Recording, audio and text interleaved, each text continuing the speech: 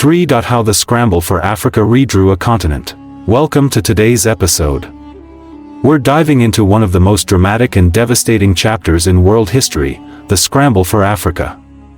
In less than half a century, a continent rich in cultural diversity, natural wealth, and ancient civilizations was carved up by European powers with astonishing speed and arrogance. From the 1880s to the start of World War I, Africa went from being mostly independent to being almost entirely colonized. By 1914, nearly 90% of the continent was under foreign rule. This was not just a series of isolated land grabs, it was a systematic and highly competitive race between empires, fueled by industrial ambition, national pride, and deeply rooted racial ideologies. What began as exploratory expeditions and trade missions quickly escalated into full-blown imperial conquest. But this wasn't just about power. It was about profit.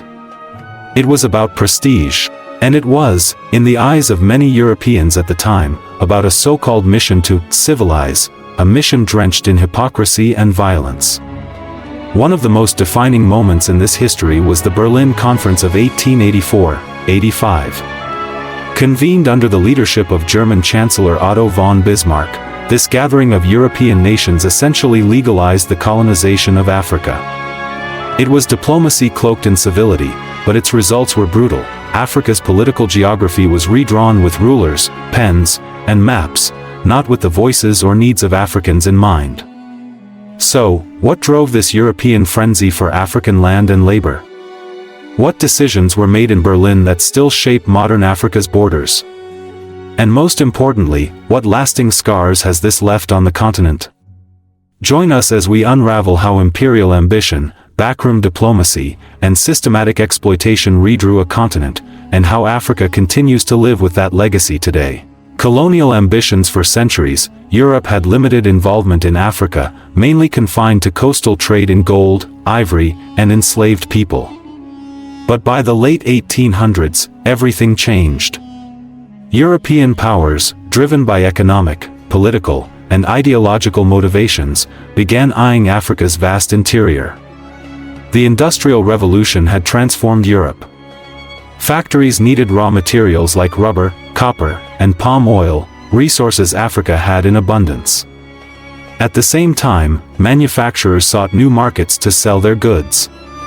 Colonies were seen as both sources of materials and captive markets for finished products. National prestige became linked with colonial conquest. Britain, France, Germany, Belgium, Italy, Portugal, and Spain all wanted to expand their global influence. Controlling African territories was seen not just as a sign of power, but a way to block rivals. Britain aimed to control a north-south axis from Cairo to Cape Town. France dreamed of an east-west empire stretching from Senegal to Djibouti. Germany, a relatively new empire under Otto von Bismarck, wanted colonies to cement its place among the great powers. European colonizers wrapped their ambitions in the language of civilization. The so-called civilizing mission claimed that Africa needed European intervention to bring Christianity, education, and modernization. This mindset dehumanized African people, portraying them as backward and primitive. The infamous phrase, "the white man's burden," coined by Rudyard Kipling, captured this paternalistic attitude. It was used to justify domination, forced labor, and resource extraction under the guise of moral obligation. The Berlin Conference. By the 1880s, tensions among European powers over African territory had reached a boiling point. With multiple countries laying overlapping claims, the situation risked war. To prevent conflict, at least among Europeans, German Chancellor Otto von Bismarck convened the Berlin Conference in 1884-85. Representatives from 14 countries were present, including major European powers like Britain, France, Germany, Portugal, Belgium, and Italy. Notably absent were any African leaders. Decisions about the fate of an entire continent were made without consulting those who lived there. European powers could no longer just claim land. They had to prove they could control it. This encouraged a rush to build outposts, raise flags, and deploy troops, turning paper claims into physical control. The Congo and Niger rivers were declared free for all to navigate and trade upon, benefiting European economies but disregarding local sovereignty. King Leopold II of Belgium was personally granted control over a vast swathe of Central Africa, the Congo Free State. This would later become a symbol of brutal colonial exploitation. Although not all borders were drawn in Berlin, the conference laid the groundwork for the Scramble. Within 30 years, about 90% of Africa was under European rule. The Berlin Conference was promoted as a humanitarian effort to abolish slavery and improve conditions in Africa. In reality, it formalized imperial greed. The decisions were based on maps, trade routes, and European interests, not African realities. Tribal regions, ethnic groups, and languages were ignored. Entire kingdoms were split apart or merged arbitrarily, setting the stage for future conflicts. Perhaps the most enduring legacy of colonial rule is the map itself.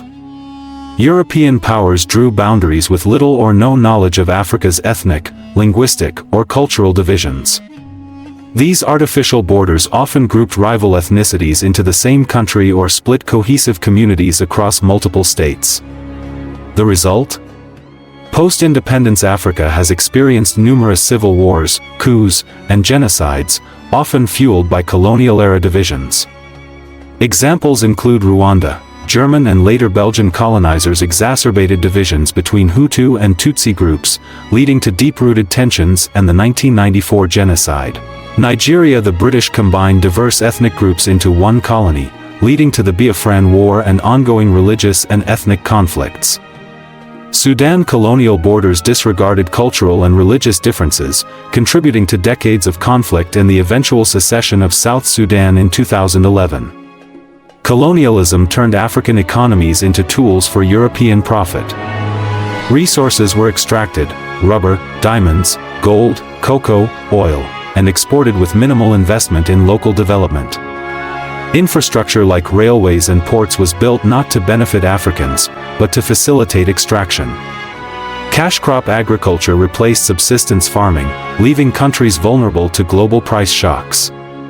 Indigenous industries were suppressed to ensure dependence on European goods.